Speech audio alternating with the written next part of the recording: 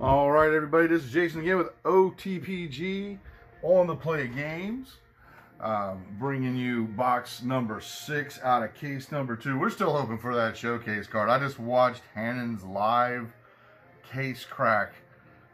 He cracked 2 Anakin showcases in one case.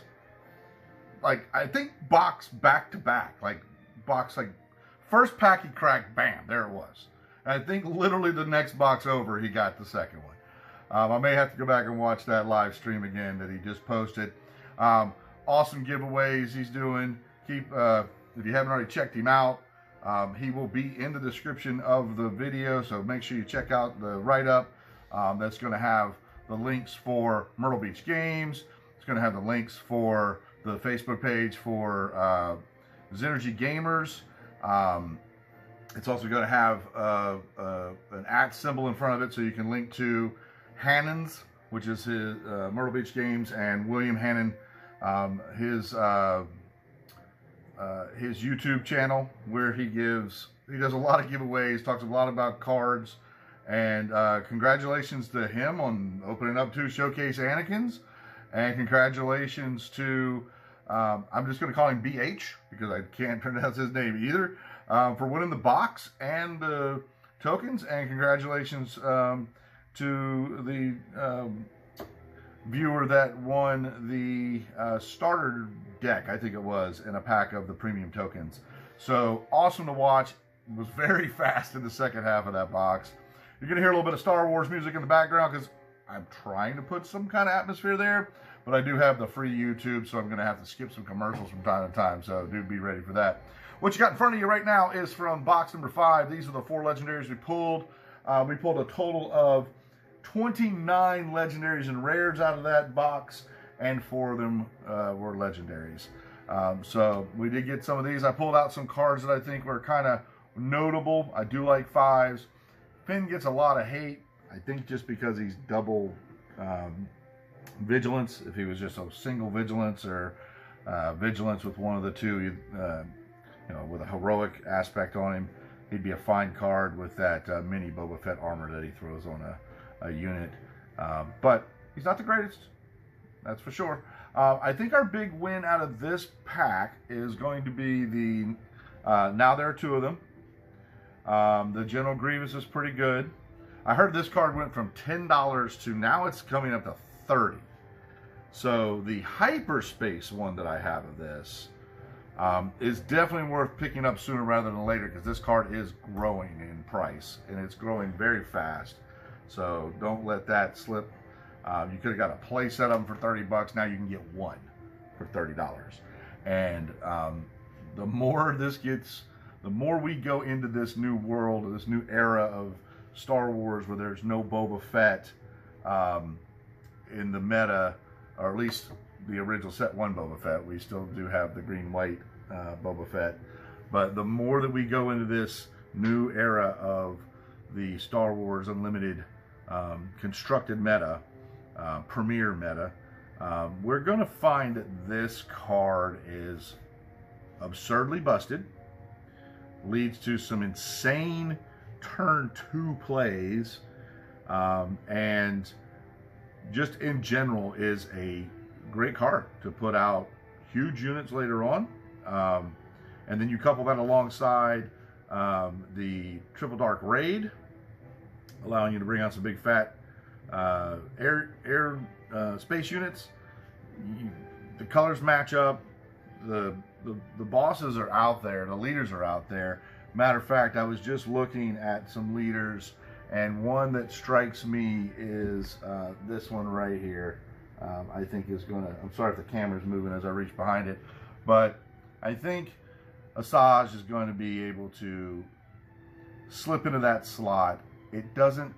Its ability, the thing I like about this particular leader, its ability doesn't require your opponent to have a unit on the battlefield. Only you. So when you're playing against hard control, this is still a very relevant action ability. And of course, the ability to attack into a unit and get the +1/+1 for the event that you're playing. And let's say it's a surprise strike. you're able to do 8 points of damage because he gets the +1/+1 plus the +3. Oh, sorry, 7 points of damage. Taking out Poe Dameron again. I always go back to Poe Dameron Wrecker is almost kind of like my 5 resource. That's what I'm going to compare it to is Poe. 6 resources. I'm looking at either Maul or Wrecker, and you know, in 7 resources, you're looking at, you know, your Vaders and so forth. And I'm sorry, Maul is actually a 7-drop. My bad. The set 2 Maul is what I was talking about. But this one here, as a leader, has the ability to kind of get the job done. It does have a 4 toughness. Got to do something to kind of get that up a little bit, but it's not the worst. And you know, be on the lookout. This slips right into a Boba Fett, just a regular old Boba Fett shell of any sort. And that you got to remember, Boba Fett is known for having a pretty good amount of events and units mixed in there. So I think you're going to see Asajj kind of slip into that spot. We're still going to have a pretty good mid-range deck that's got cunning villainy in it, competing in the meta and doing well. Of course, you're going to have to figure out another 6-drop to replace the Fett's Fire Spray. And there are a couple of 6-drops that can make the cut, that, you know, fit right into that part of the curve. So just kind of keep that in mind. I'm gonna go ahead and collect these up. I'm really happy about getting the basic frame. Now there are 2 of them because that makes a play set for me now. Like I said, I'm a player 2, so that is really cool. But I also have a hyperspace version of that card. This they didn't do a whole lot with the background art, but you do see the Rebel symbol back here. And there's a lot of shadow action going on in this background of this hyperspace foil. Really makes that pop out and bling a little bit. So that's pretty good. This is a card also that I think some people are sleeping on a little bit. And the more cards that you have that have 2 of these 3 things, if not all 3 of these things on them, enter the battlefield. On attack, when played, and when defeated. Or any combination of those 3, this card can be abused. And I think the more that we have cards printed, we're going to see more opportunities for this particular card to become more and more a possible threat that you might need to watch out for. It does some work. Yes, it'll cost you 1 more than the unit is actually printed, the cost of the unit's printing cost, but it does allow you to play a card, like let's say,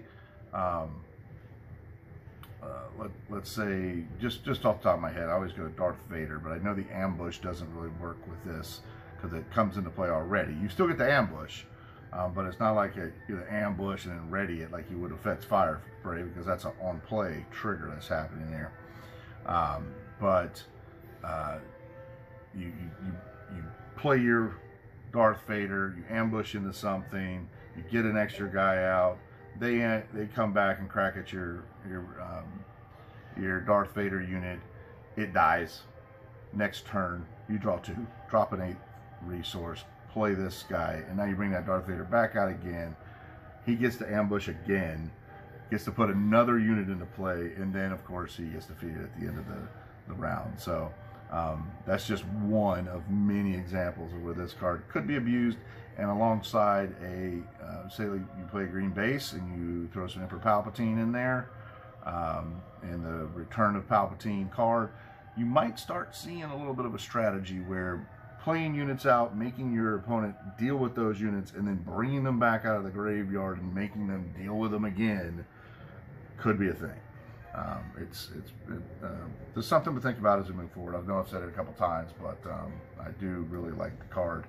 And then, of course, our little stack of legendaries that we have here complete the box 5 crack. And we're getting ready to get into the last box.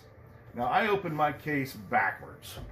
So I'm really hoping that this first box, which would have been the top box, has the showcase that we've been waiting for. And I tell you what, when you talk about having some patience, I am really been having some patience trying to get to that showcase. Any showcase at this point, I don't even care what it is. But again, I am definitely looking forward to getting my hands on a Yoda.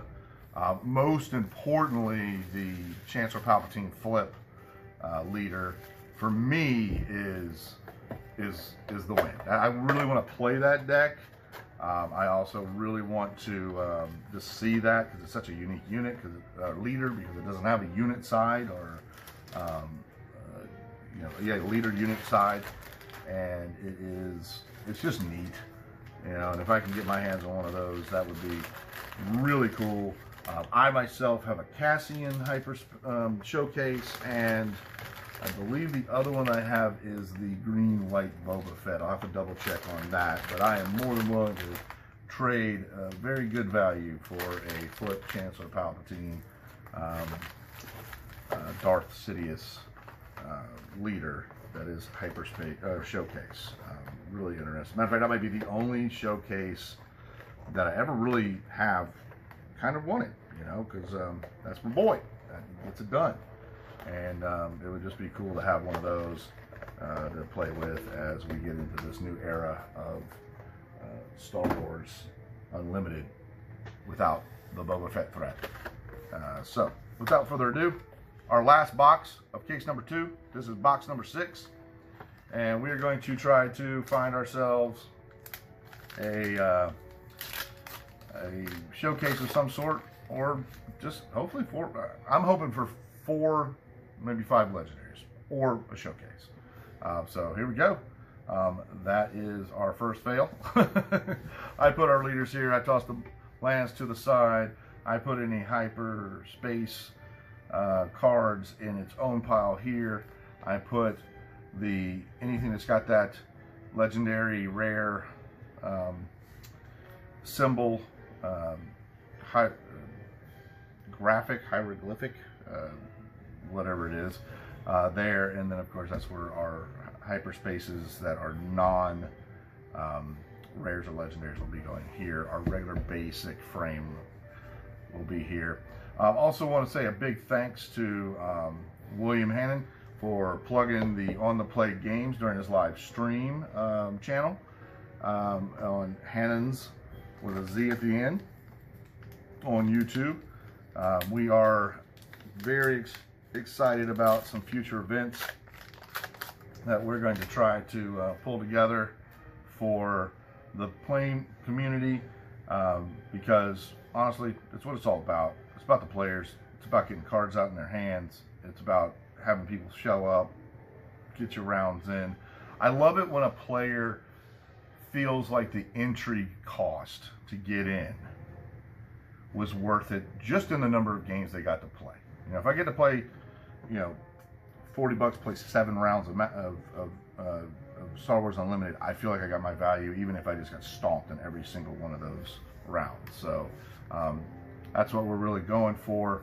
I think we're going to do the Myrtle Beach event for the hyperdrive.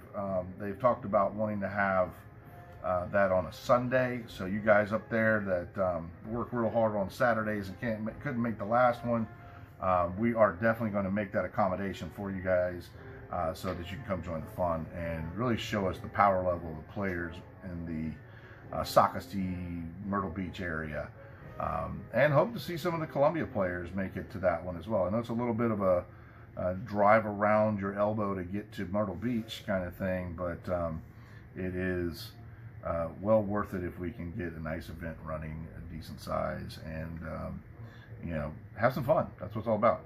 Got a little talk about this guy. People are liking it a little bit more than I have. I will say that. Each friendly unit that was healed this phase gets +1/+1. I don't see how, I heard a couple things in the live stream that just ended, and yeah, I have to agree that, put this on turn 1, turn 2 you slap a lightsaber of some sort on it, and now it's kind of out of range to be killed, and it's doing some fun things. So very possible that it does make the cut into a Force deck. I can see it being in Yoda. I can see it being in maybe the Flip Palpatine deck, because it's got the heroism on that one side of that leader. And if you couple it with, you'd have to put it with a blue base, which a lot of these decks that we've been seeing that are featuring this leader do have blue as their base, as they try to abuse some of the more dark side vigilance cards. So easy unit to die, and when it dies, this guy flips over, and that's pretty important. So might be. And then of course Mr. Bones, I think Mr. Bones is a great card. Like I do, for one deck specific, and that is going to be the Kylo double aggression deck, just because you can get him out early, and if they don't want to run a Poe Dameron into them, and if they pitch a card to kill it, then you just trade it card for card there. And if he's out when Poe Dameron comes down, and say, you know, young Han Blue played Poe Damerons, there was no ECL, there was no timely intervention, so it had to sit a turn. And if it sits a turn and that guy comes at you with no cards in hand, yeah, you're gonna take their Poe out, and that's pretty good. Plus it gives that ability to put 2 3/1 units in play alongside the Stormtrooper that's red and black from set 1. So that's, you know, something to kind of, you know, I'll play around with it. Hey, look at there. That card is talked about a lot, and I love seeing the fact there's a hyperspace one there. I'm a big fan of the non-foil versions of cards, so that is pretty sweet for me to see. This guy is he kills Sabine. You put him out on turn 4. If you are playing a green base and you're playing ECL or timing intervention, maybe not the timing intervention because it costs 1 more, but if you have an ECL, this guy kills Sabine outright. So they have the initiative even. They flip their Sabine. You ECL him out into the Sabine, and they never get a chance to put that Darksaber on him. Plus, you know, you might get lucky and they're tapped out with no resources. So if the defending player controls no ready resources, and, you know, getting an extra little body out of the deal isn't that bad either. So, you know, I think he's got a place. I don't know if he is better than, let's say, a K2SO, but he certainly does have the ability to kill Sabine, where K2SO does not. So anyway, moving on, we're just going to keep popping the cards until we get to the final part where we realize, hey, there's no showcases. And in that case, hey, well, you know, we'll take what we got. Hey, there's a double rare right there, you know, so can't complain about that at all. Like I said, you'll probably hear a commercial come on here in a second, because I got the free YouTube playing some Star Wars best of theme music, and we'll just keep on moving. I'm doing my best to make sure that the cards I'm opening here are showing up in the camera frame, and I do apologize if I bump the camera or make it move there, as this is a learning process for us all, getting ready to further invest into the recording quality and be able to bring the content with some visuals of both myself and maybe whoever I'm playing against into the frame as well. Of course, I don't know if any of y'all want to see my mug. I might have a voice for radio, but I got a face for it too. Oh, look at there. That's pretty. I like that. Can't complain. And look, another upside down foil card. Look at there. That has been kind of the theme of this this box, this case specifically, is there have been a lot of boxes, at least 2 that I can think of off the top of my head, maybe 3 of them had upside down cards. In the very first box out of case 2, I ended up with, in the first 4 packs, a pack that didn't have a foil. So they just, I guess they, sometimes they're upside down and sometimes they just don't make it into the pack. But nonetheless, that's kind of how the cookie crumbles, or whatever analogy you want to put there. But that's how the lightsaber fades. How about that? So anyway, still looking for a showcase, and we're still failing all the way through 2 cases. This will be the first time out of the first set I got a showcase. The second set I got a showcase out of 12 boxes in both of those situations. And the third set here, I am showcaseless. I got 3 of these now, and it's so beautiful. I just wish it was like a playable card. But it is a gorgeous card, that is for sure. Very, very pretty art on that card. And it may be a card that, hey, you need for your master set. There's people out there that are making these master collections with 1 of each type of cards. They need, that's 4 different versions of each card. And yeah, it might slip into somebody's collection. Who knows? That feels like that's an upside down card. Let's look. Oh, it is. Let's see if on the other side we get nothing. All right. Well, we're still got hope, people. Keep hope alive. Matter of fact, we had one guy in Hannon's live giveaway that literally said the force was with me and then won the boxed giveaway. That was hilarious. Again, that was the fella HB. I'm gonna call him. Little moss action. Hello there. This card, not a great card. I'm not going to sit here and brag about the card or anything like that, but man, this thing in hyperspace foil is so pretty, and I just love the art with that. So this is going to put us into the end of the first third of this box that we have here, and still no showcase has revealed itself. Sometimes you win, sometimes you lose. I got away with a couple of wins in the last 2 sets, and maybe it was just my time to fail a little bit here as we open these up and see what this last box has for us. I would not be upset at all about it because I got 3 of the now there are 2 of them. I got a play set. That makes me happy, and that's what this is all about. Just be happy. Please, FFG, please, if you reprint this set, please foil these hyperspace basic lands. This card would be so gorgeous. I've said it every time I've cracked it, and every video that I've made for the last 3 videos. Do they just forget the print shield? It literally has a shield in the picture. So, I don't know. I feel like that could have been a big win if it had a shield on it, even at 6. Because it's without that shield, it's not that great, and even takedown still knocks it down. Kid Fisto, once again, if you get the coordinate together and you can ECL this guy out, you kill crate dragons, and that's really all you got to say about that card. It is a dragon killer. And that would be Kid Fisto, the dragon killer.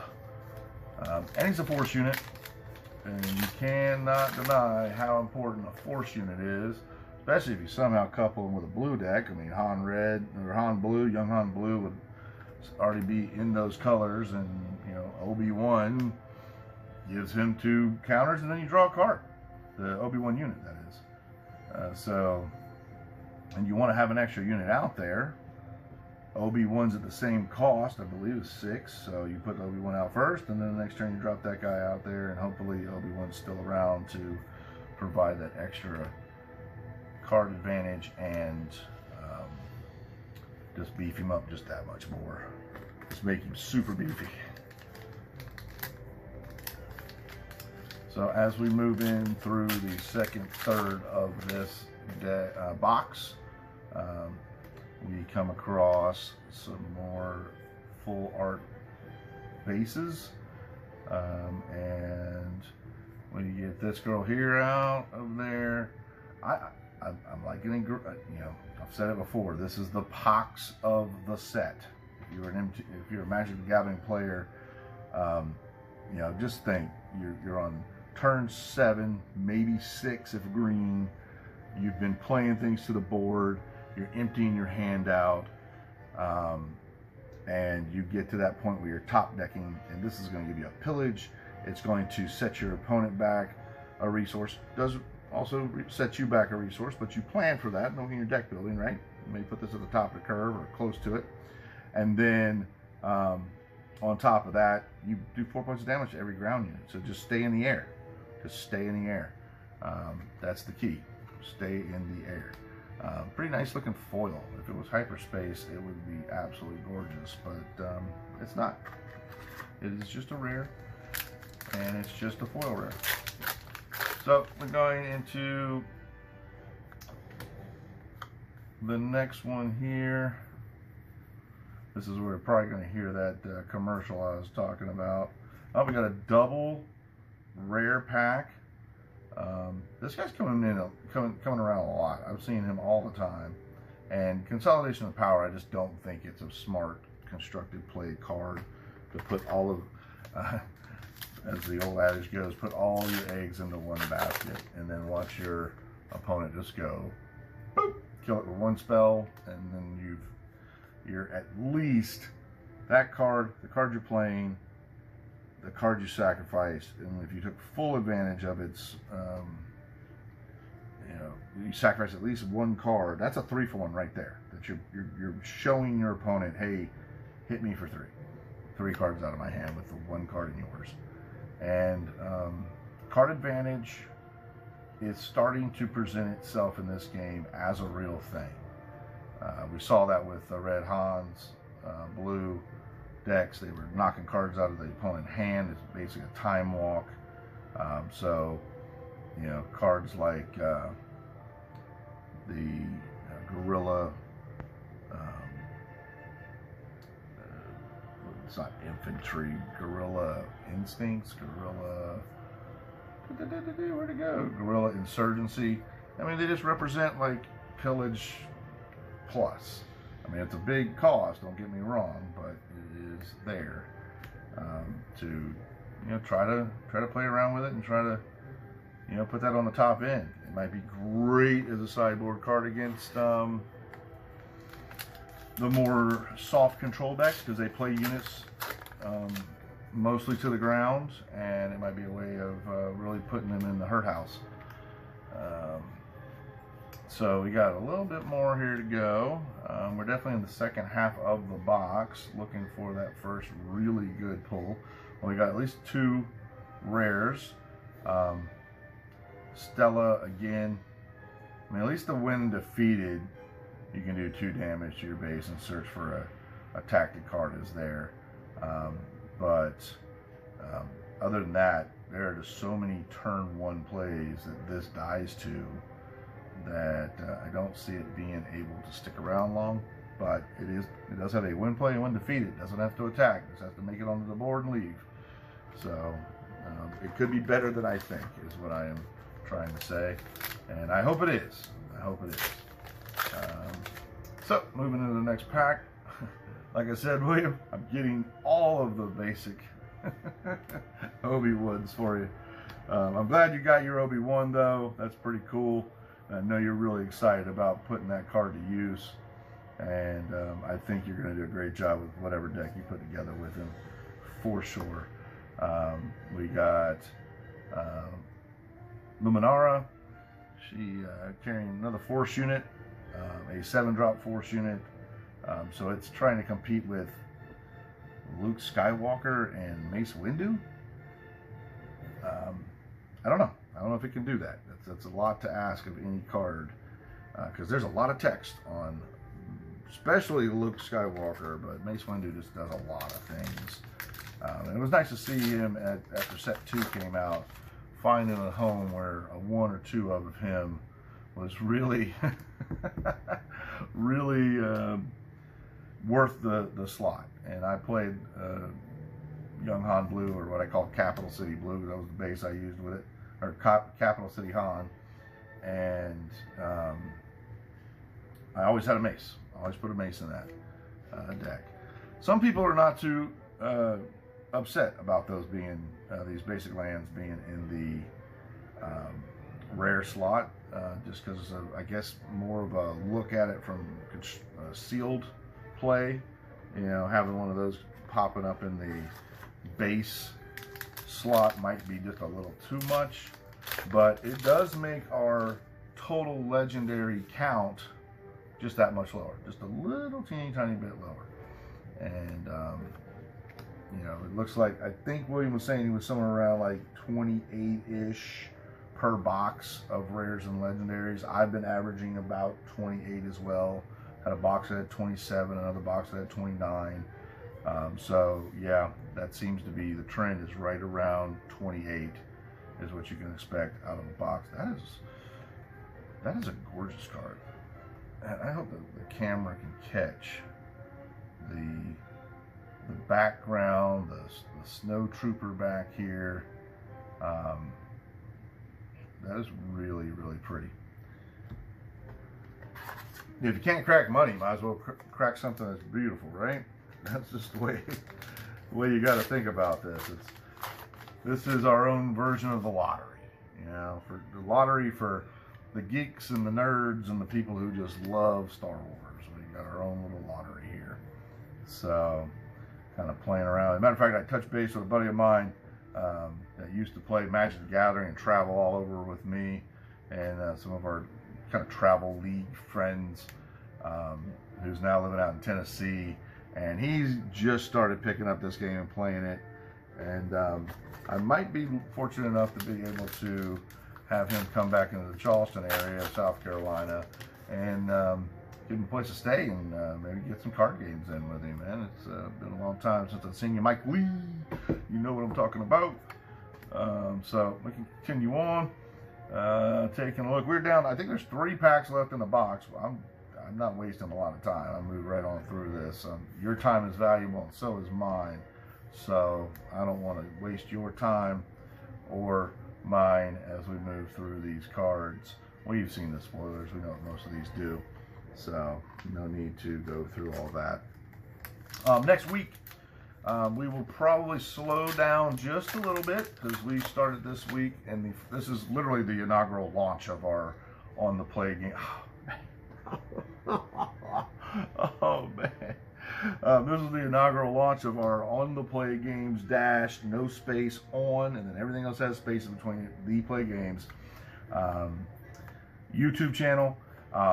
We take all of our videos and load them to our On the Play Games, just like that, no OTPG in front of it, On the Play Games Facebook page. It'd be really nice to have you follow us there and like us there. That is where we're going to be announcing a lot of our event content and announcements, alongside the shops doing it, and we're all just going to be working together to get the word out that, hey, we got some good events and some great judges. Bobby Wilson, again, big shout out to you. I'm still trying to get the name of the judge that was at the planetary qualifier, because he did an amazing job. That guy was just on top of it the whole time, and I can't give him enough props. Then I'm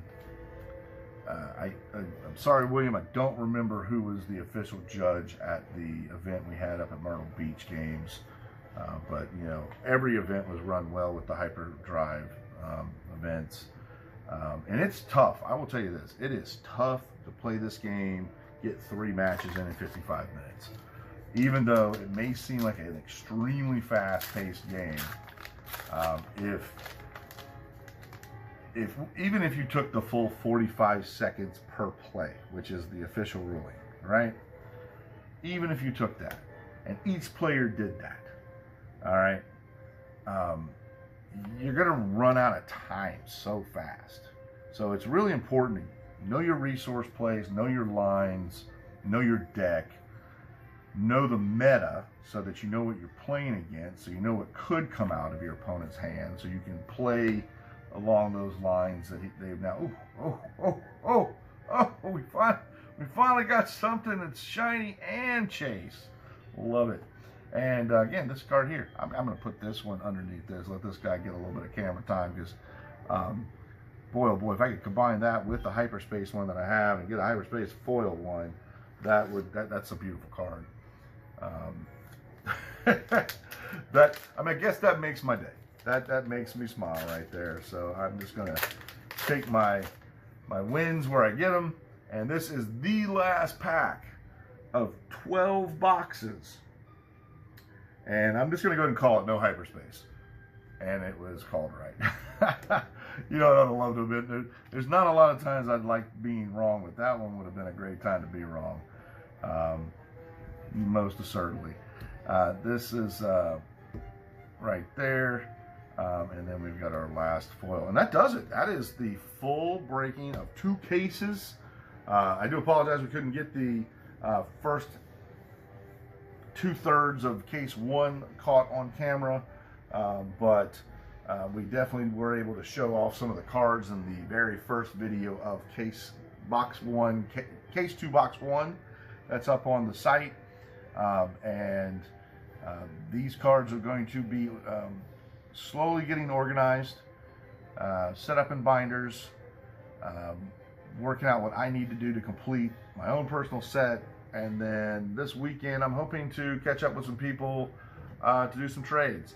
I definitely will be at Grand Line Games on Sunday with a trade binder, because me and Bobby Wilson are supposed to talk about a Bosk that he has that he wants to trade, and there's some holes in his set 1 collection that he would like to fill, and I just happen to have an entire, with the exception of like 2 cards, an entire second play set of set 1. There's the side of me that just wants to kind of hold out till like about a year from now, right before, with still a year left and before we get to our first rotation of the premier sets, and then let loose of them, because I feel like the prices are going to come back up, because a lot of the most powerful played cards, at least so far, and in the Planetary Qualifier Season 0, were almost all set 1 cards. Almost all. Like, I would say, if you looked at the average deck at any of the Planetary Qualifiers, anywhere from 65 to 80% of the deck were made from set 1 cards. And then you bring in a little bit of some of the set 2 cards to kind of bring the new flavor, and I also think that's why we had so much Boba Fett and Sabine. I really do. Boba Fett was a clearly strong leader in set 1, so people bought into the cards. And you got to remember, back then, Darth Vader was $90 for a regular Darth Vader. And I remember that very specifically, because I as a kind of housewarming gift to a friend of mine that got me into this game, I bought 3 of them just to give to him. It was my gift to his home, and they were expensive, and now they're like around 50, I think. Someone checked me on that, but as of November 7th on TCG, feel free to take a look and correct me on my errors of my ways. So out of this box, we've gotten 1 legendary, 2 legendaries,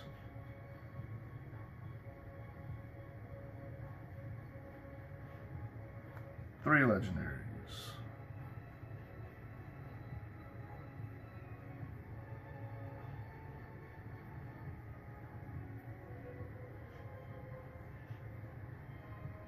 3 legendaries out of that box, y'all.